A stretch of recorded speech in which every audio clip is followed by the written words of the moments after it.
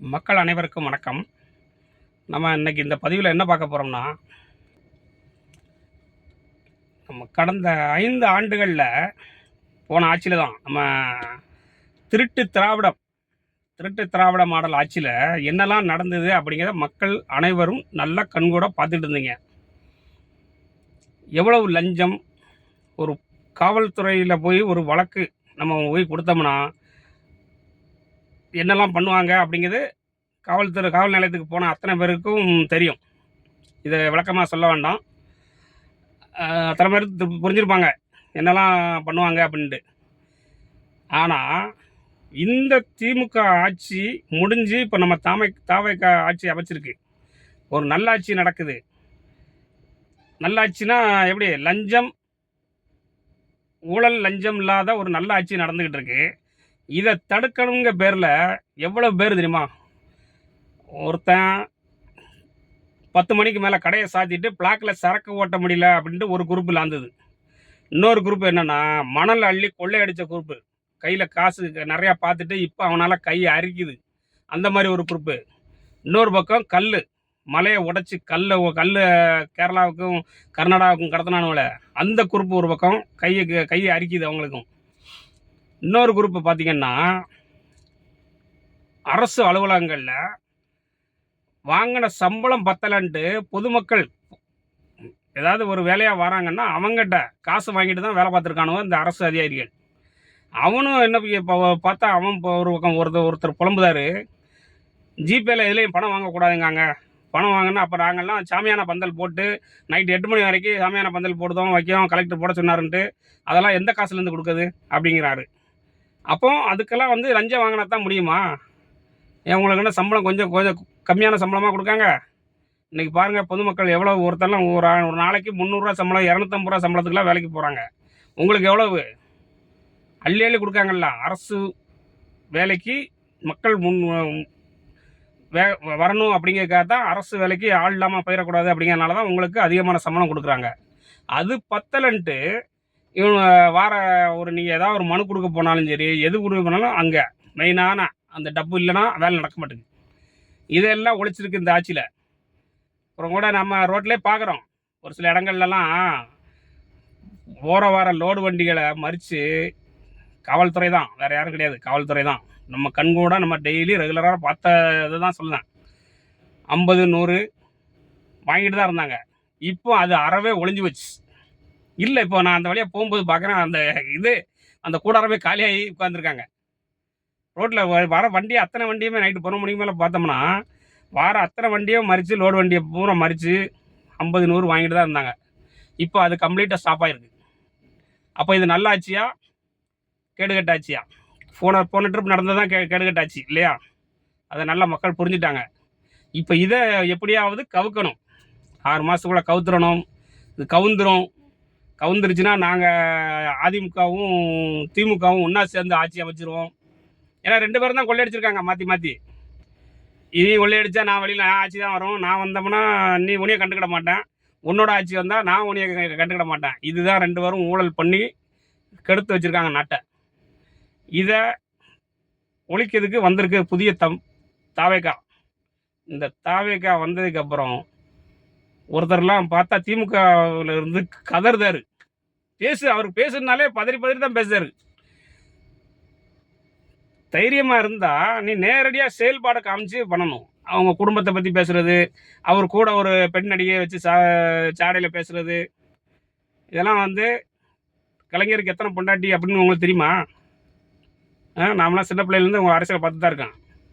கலைஞருக்கு எத்தனை பொண்டாட்டி இதெல்லாம் வெளியில் பேசுனாங்கன்னா உங்களுக்கு தான் கேடு. ஏன்னா இவங்க இப்போ தான் ஆட்சிக்கு வந்திருக்காங்க.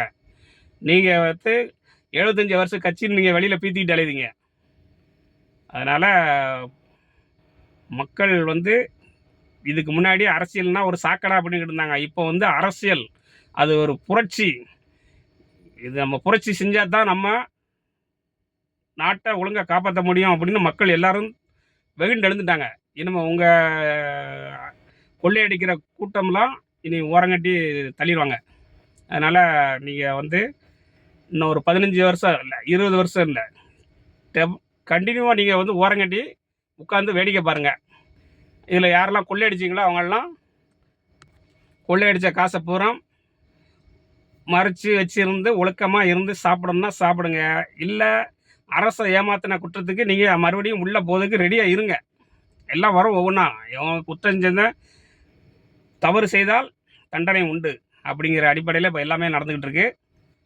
அதனால் அரசியலில் நீங்கள் நேரடியாக உன்னோட செயல்பாடை காட்டு. அதை விட்டுட்டு அவருக்கு அந்த பொண்ணு கூட போனார், இந்த பொண்ணு கூட போனார், நீங்கள் எத்தனை பொண்ணை வச்சு ஆட்டம் போட்டீங்க இதெல்லாம் தெரியுங்களா? ஒரு அமைச்சர் இப்படி இப்படி எவ்வளோ கொச்சையாக பேசினார். அவரெல்லாம் இன்னும் உள்ளே போகலையே. ஏன் உள்ளே போகல? உள்ளே போயிருக்கணும். இதெல்லாம் மத பிரச்சனையை உண்டு பண்ணத மாதிரி தான் பேசியிருக்காங்க. அவங்கெல்லாம் உள்ளே போகாமல் ஏன் இன்னும் வெளியே இருக்காங்கன்னு தெரில.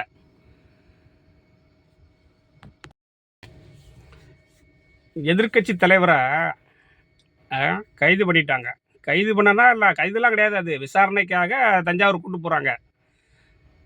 போகிற வழியில் இதே நீங்கள் சாதாரண சாமானிய மக்களுக்கு யாருக்காவது ஒரு விசாரணைக்குன்னு இங்கேருந்து கூட்டு போகிறீங்க. அவங்க வீட்டில் உள்ளவங்களோ அவங்க நண்பர்களோ யாராவது உணவோ காஃபியோ எதுவும் இடையில வண்டியை நிறுத்தி வாங்கி கொடுக்க முடியுமா? வாங்கி கொடுக்க விட்டுருவீங்களா நீங்கள்? இவருக்கு மட்டும் எப்படி அனுமதிச்சாங்க? காவல்துறையிலேருந்து அனுமதிச்சிருக்கே கூடாது.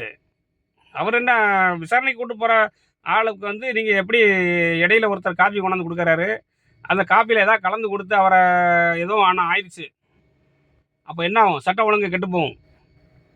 தாவைக்கு தான் பண்ணிட்டாங்க அப்படின்னு ஒரு பெரிய பொருள் இது பண்ணுவானுங்க. அதனால் அதுக்கு அனுமதிச்சது மிகப்பெரிய தவறு. பொதுமக்கள் யாராவது ஒருத்தர் மேலே ஒரு வழக்கு போட்டாங்க, அவரை ஜெயிலுக்கு கூட்டு போகிறாங்க அப்படின்னா, கைது பண்ணி கூட்டு போகிறாங்க, ஸ்டேஷனுக்கு வாங்க விசாரணைக்கு அப்படின்னு கூட்டு போனால், நீங்கள் அவங்க வீட்டில் 2 மணி நேரம் வெயிட் பண்ணி யாரையாவது எடுத்துருக்கீங்களா?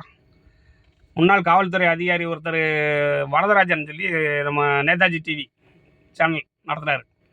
அவர் யூடியூப்பில் பேசினாருங்கிற ஒரு குற்றத்துக்காக அவர் வீட்டில் காலையில் 5 மணிக்கு போய் கதவை தட்டி தூக்கிட்டு போனீங்களே, அவருக்கு அந்த அவகாசம் கொடுத்தீங்களா 2 மணி நேரம்? சொல்லுங்கள் பார்ப்போம். அதனால் நீங்கள் செய்த அதை விட இன்னொரு பெரிய கொடுமை, உதயநிதியை கைது பண்ண போகிறாங்க அப்படின்ன ஒன்று, கைது பண்ணிட்டாங்கன்ன ஒன்று, தஞ்சாவூரில் பார்த்தீங்கன்னா அங்கே கடையெல்லாம் அடைக்க சொல்லாங்க ஒருத்தன். அவர் என்ன சுதந்திர போராட்ட தியாகியா? அவரை கைது பண்ணிட்டாங்கன்ட்டு நீ கடையை அடைக்க சொல்ல? பூரா ஊரை கொள்ளையடிச்சு வச்சு சேர்த்து வச்சுருக்கானுங்க. அவனை கைது பண்ணியிருக்காங்கன்னா உனக்கு என்ன வருது? இப்போ அந்த கடையெல்லாம் அடைக்க சொல்லி போராட்டம் பண்ணாங்கல்ல, அத்தனை வீடியோவும் இருக்குது. அத்தனை அந்த போராட்டம் பண்ணி கடையெல்லாம் அடைக்க சொன்னாங்கல்ல, அத்தனை பேரை கைது பண்ணுங்க பார்ப்போம். கைது பண்ணுமா பார்ப்போம். உங்கள் கட்சி தலைவர் அவரை கைது பண்ணுதாங்கன்னொன்னா, நீங்கள் போராட ரோட்டில் போகிற வர வண்டியெல்லாம் ஒரு 2 வீலர்கார ஒருத்தர் அவரை அடித்து